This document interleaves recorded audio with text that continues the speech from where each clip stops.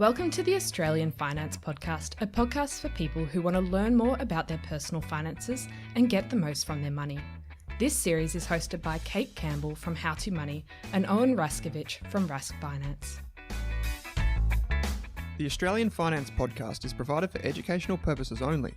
The information is general in nature and does not take into account your needs, goals, or objectives. What that means is the information does not apply to you specifically. So consider getting the advice of a licensed and trusted professional before acting on the information. Kate, episode 11, welcome. Hi Owen, good to be back. This one kind of rounds out the first lot of episodes, right? Yeah, it's been a wild ride. It's been a journey. It's been a journey. Been a journey, yes. So this one is kind of like, we're going to tell you where to get the right resources, to find the right resources and answers to your questions, right? So in a lot of circumstances, you may need to talk to an expert to help you with whatever it is when it comes to your finances. There's a lot of people out there in the industry that do all sorts of different things. So we're going to go through different sort of circumstances and talk about who you might like to speak to for each one. Yeah, cool. Okay, let's just get cracking. So why would someone go see an accountant? Well, accountants are good for tax time. That's probably the most contact everyday people are probably having with an accountant. They can do your tax return. Certainly that's something you can do yourself, but once you start making a situation a bit more complicated, sometimes a tax accountant is really helpful with finding the best nooks and crannies and different things. Also accountants, if you're starting a business like you've done, Owen. Really good to do before you start your business. Yep. Just to speak to an accountant to discuss your options. Yeah, and different business structures and all sorts of things. Yep. Also, if you even buying an investment property, it could be good to speak to an accountant. Investment property, a really good one. So having a good accountant's like they're worth their weight in gold. Bad ones are like a lump of coal and you don't want to be near them. Whenever it comes to these professionals, just make sure you understand what you're doing. Yep. Don't just take their word for it. Actually understand and get them to explain it. Because for me, even me, someone who's financially literate, I was oversold on things when I went and saw a solicitor, which we'll get to in a minute. But just when it comes to your accountant, just make sure you understand what they're saying and why they're saying it. Yeah, and they might try to sell you a whole package that you don't actually need. So that's right. But accountants are a good one. And one of the things is with any of these professionals, they tend to cost a lot of money. Yep. So make their life easy. Yeah. Don't let them just do an hourly rate and, for example, add up all your... Don't pay them to chase documents for you. That's right. Have everything ready to go. I just shove all of my receipts, whether business or not, in a plastic bag in my desk. Yeah. And then at the end of the year, I go through it. Like it takes me like an hour, and I just go, that was fuel, that was fuel, that was fuel, that was fuel. Yeah. Or this is, office equipment, and I just staple them together. Yeah. And then I add them up and take that. I don't get them to just. I'm not just like the type of person. Don't make them do the menial all my documents. tasks. Yeah. So that's one way to keep it cheaper. Okay. So what about if I was looking for a mortgage? Yeah, so there's mortgage brokers that we've mentioned previously, but they can help you find the most competitive rate for your situation. They can also help you with the whole application process for a home loan. Bear in mind that they do get commissions from assigning you to the right mortgage, unless you're paying a fee upfront. And they may have trailing commissions as well. So it's always important to find out that, and if they have specific ties or biases to particular. Yeah, ask them who they can offer the mortgages from. So which banks they offer. And you sometimes get like they call mobile bankers, which are mortgage brokers that come from the bank. Obviously, they're going to be, whether they say it or not, they'll probably be biased to their own bank. So towards their own bank. So just try to find an independent broker. Consider paying up front if you think that's worth it. Or just be very clear. How are you getting paid? Yeah. Can I have that commission? Can I have the trailing commission and you have the upfront commission? Yeah. I think in any circumstance where you're not paying someone a set fee for their service, you should always ask, how are you getting paid? Are you getting commissions? Have you got certain links with different companies? Yep. And mortgage brokers often do offer things that aren't just... So brokers is a pretty generic term, but you can also get brokers that specialize in like car finance and different insurance, bank finance for your business. So they might have, if you've got questions to do with credit, it's probably best to just call a broker, just Google broker. Like finance broker, for example, would come up with people that can offer you loans. Yeah, and even ask friends and family for a referral to a good broker that they used. Yeah, the thing to look for with all of these things is just make sure that they have accreditation. Yeah. And the way you do that with accountants is you just ask them if they've done degrees or they're with like a CPA or a chartered accountant, something like that. See if you can independently verify them. Mortgage brokers, they have to have a credit license or act under one. So who's the licensee?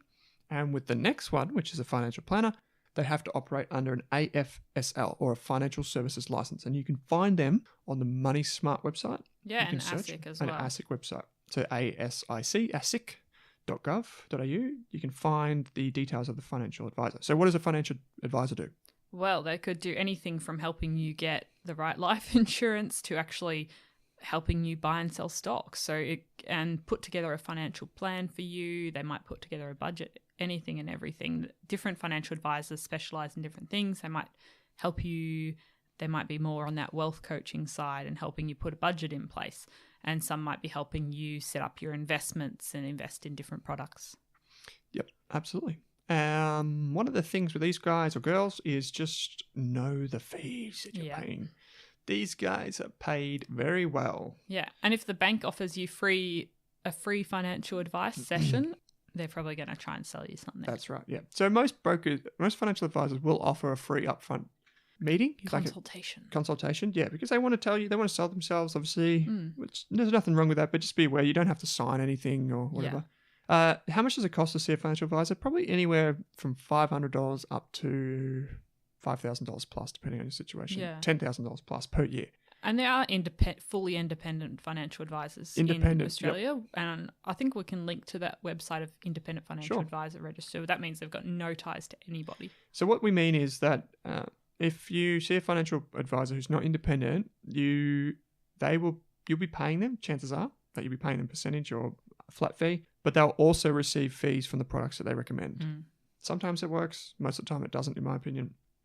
And if you're dealing with larger amounts of money, percentage fees for financial advice can get pretty nasty. Oh, yeah. If you have like a $500,000 net wealth, it can become... Yeah, sometimes it's easier on a smaller amount, but if you're dealing with a large amount of money, you should be able to negotiate and set a flat rate with them. For sure. Absolutely, you should. And you can negotiate with any of these guys. Like an accountant, probably if they're charging you $200 an hour, you've got to really question how much value they're adding.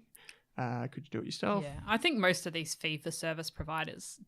They've got a lot of wiggle room, so you do have room to negotiate. For sure. Especially if you're dealing with larger amounts of money. Yeah, if you've got a simple financial plan, and by that I mean you don't have like multiple companies or trusts or you don't have a weird setup like a estate or someone's left you something unusual, you don't need to pay much money at all. Like honestly, a financial planner shouldn't cost you more than $2,000. Honestly, that's just how I feel about it. Yeah. For the value that they add, $2,000's fine. They're all obviously going to debate that, but anyway. So what about the types of things like we got robo advice? Why would you go see a robo advisor? Yeah, so they might be able to do something that you can't do, or you don't have the time to do yourself, and they can put you into a diversified portfolio and like investing. Yeah, and they'll take a management fee for that. Okay, and these are not always, but sometimes when you go to like websites and things, they have a disclaimer that says this is general advice only. Yeah. What's the difference between that and a financial planner? Yeah. So unless you're a financial planner, so you've been granted a license or you're working under a license, you can only provide general advice to people, whether that be on the phone or on your website. So they can only tell you generic information that's factual and nothing personalized to your own situation. So if you want someone to look at your whole financial picture and tell you what's the best move for you, you're going to have to talk to a financial advisor who's appropriately qualified, because they're the only one who's allowed to look at your whole financial picture and then tell you do X, Y, Z to improve your financial situation. Yeah. Whereas the advice that I would give, for example, as a general advice provider, I would give investing advice, and that investing advice goes to the masses. It's not for any individual. Owen and I are not looking at anyone's personal financial situation. We're just saying this is how things work. Yeah, that's right. And you can check that once again if they've got... So there's effectively 3 levels. There's effectively advice that's not really advice under Australian law, which is given by anyone and everything. That can vary in scale from just receiving a tip at your barbecue or whatever. Yeah, or if you're on a Facebook money group and they're saying, oh, you should invest in X, Y, Z. That's either, it could still be advice, but it's probably just not regulated, legitimate advice. The second level is this general advice, which is just, you've put out a research paper on an individual share, for example, or you get financial planning advice. Yeah. Okay, so why would you go see a lawyer? I mean, there's a few reasons. Yeah, right? well, it might be to do with estate planning. So for your will? Yep, for your will. To do with if you have a self-managed super fund, often you'll be dealing with a lawyer there as well. Maybe if you have an inheritance and got stuff to sort out, you'll be probably dealing with a lawyer if you want to buy or sell a property. Yeah, probably, yeah. I think they're probably the main reasons you see a lawyer in relation to your finances. Yeah, like I saw my wife and I, we saw a lawyer recently to update our wills. Obviously my situation being an investor is a little bit complicated and business owner, but it was about $1,200 for 2 wills. With that, they can also help you with what's called an advanced care directive or powers of attorney. Yeah. You don't have to go through them. You can just download the thing online if you want to do it yourself. Yeah. But they will often push that on you because it's very simple for them to do, just like a will is. You don't have to pay as much as I did, but you can definitely see a lawyer for that. Even prenups and things like that. Prenuptials, yep. You could do that too through them. Comparison websites. What would you use a comparison website for? Oh, comparison websites can pretty much compare everything nowadays. There's some examples of Choice, CanStar, Finder, Compare the Meerkat. Yeah. Is it Market? Yeah, Meerkat. With the Meerkat. The rat-looking thing. Yep. Yeah, and you can use them to compare everything from term deposits to insurance to brokerage services to, I don't know, car loans and providers, all sorts of things. So that's a general advice service. We call it general advice service. So they're just taking the facts from the website of each provider and they're essentially ranking them based on whatever you're sorting them by. Bear in mind that some of these websites do receive commissions and don't display every option because sometimes they charge the provider a fee to be on their comparison site. So you might not see the full picture. Yeah, so that's why I like Choice. I think they're independent, but I could be wrong. Okay, privatehealth.gov is a private health comparison website, so you don't even need to use the meerkats and all that. If you can use privatehealth.gov website. Yeah, and I think the government recently launched one to compare your energy and electricity bills. So there you go. It's probably best to use those sources first. And a robo-advisor called StockSpot is they produce a once per year report, which I like. It's called the Fat Cats report, and it's for super comparisons. So most of these websites don't touch super. They won't do a review. It's quite hard because there's just so many different options within super and insurances and things. Yeah. So this Fat Cats report, if you Google Fat Cats reports from StockSpot, they do some research on the worst super funds. So it's probably easier to find the worst ones than it is the best ones. Yeah. So that's one. Okay. So we've got a couple of rules to follow when you approach any of these websites. Yeah. What are they, Kate?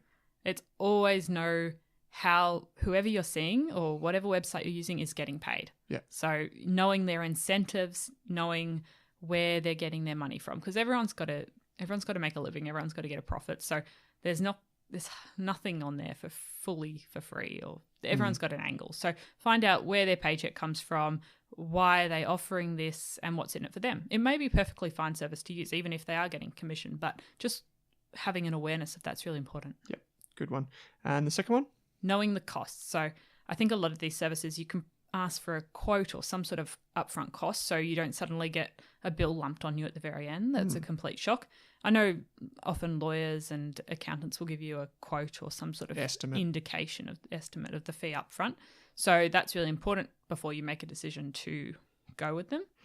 And then also knowing the ongoing costs. So some of financial advisors will sign you up to an ongoing sort of a cost each year, or some of them even going just like a monthly subscription to so going with the Netflix model, but knowing the upfront cost and the ongoing costs and also the indirect costs if they're getting commissions that could be going to you, knowing those as well. Yep, find it all out. Okay, now we've got the interesting ones which we can endorse, which are the free services. What kind of free services are available? Yeah, so we mentioned a few in our debt episode, but talking to financial counsellors if you have difficulty, there's free organisations out there that provide qualified financial counsellors to help you and to go in for bat with you if you're in any credit card debt that you can't deal with. If you've got yourself into financial trouble, there's a lot of people out there that are really passionate and can help you with this. Yep, credit card issues, utility bills, etc. You can see a counsellor. Yeah, if they've cut off your power, speak to a financial counsellor. Go straight to a counsellor. Yeah. Yep. There's also the National Debt Hotline that I'll put in again in the show notes, but that's a free helpline 24/7 that you can speak to if you are in trouble with debt. That's a really good one. Addiction helpline. That's another really good one. Yeah, so there's trouble that you can get into gambling addictions and all sorts of things that. Yep. Drug addiction. Yeah. You'd be surprised how many people have some sort of vice that they can't shake. And all of these impact you financially. So. Yep. Could be a friend, could be a loved one, could be a partner, could be a child, could be a parent. Yeah, it's better off to speak to people, and we'll put all those numbers in the show notes. Yep. Financial ombudsman. Why the heck would I go to one of them?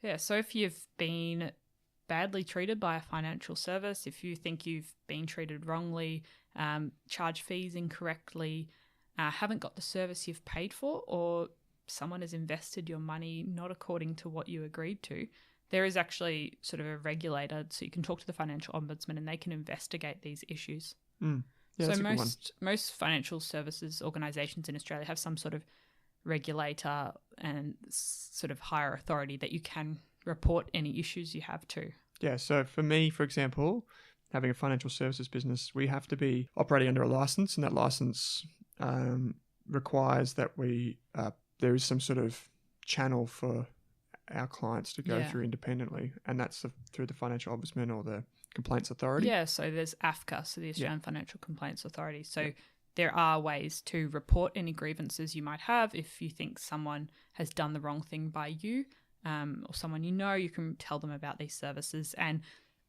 if it does turn out they've done the wrong thing, you can be compensated for your loss or whatever's incurred, and it could make the business, ensure the business stops doing what they're doing to you to anyone else. They could be shut down. So another good one is insurance. Sometimes insurers are just assholes.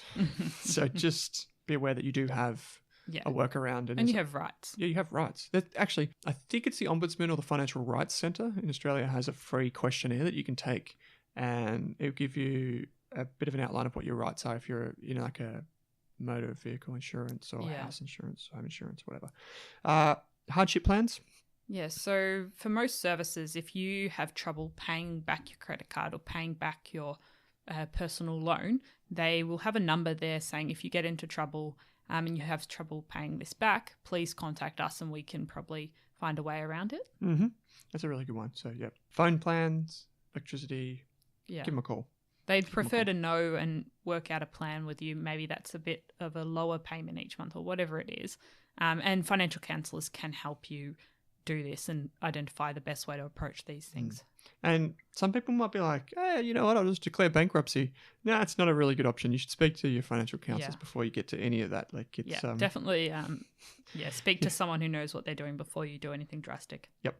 Okay, so just a bit of a recap on this episode. We talked about the different types of professionals, so financial advisors, brokers, accountants, 3 big ones. Lawyers are probably next after that. Then you've got general advice services, so online services that's not specific to you. It's important to know the differences there and what you're getting. The 2 rules to follow when you're approaching any of these services. Know the incentives and know the costs. Yep. And there's a heap of free resources which we'll link to in the show notes. Yeah. Okay, cool. So make sure you get the appropriate help that you need, but you also are aware of the incentives and the costs of the provider. Yep, cool. Kate, there's obviously going to be lots of questions, so they can send them to us. I'm on Twitter at HowToMoneyAustralia and Instagram, so feel free to contact us with any questions, suggestions, or ideas for future episodes. Yeah, I think that's a good one. So How To Money, but you can go to the raskfinance.com website and find some show notes and lodge a question there. You can find me on Twitter at OwenRask.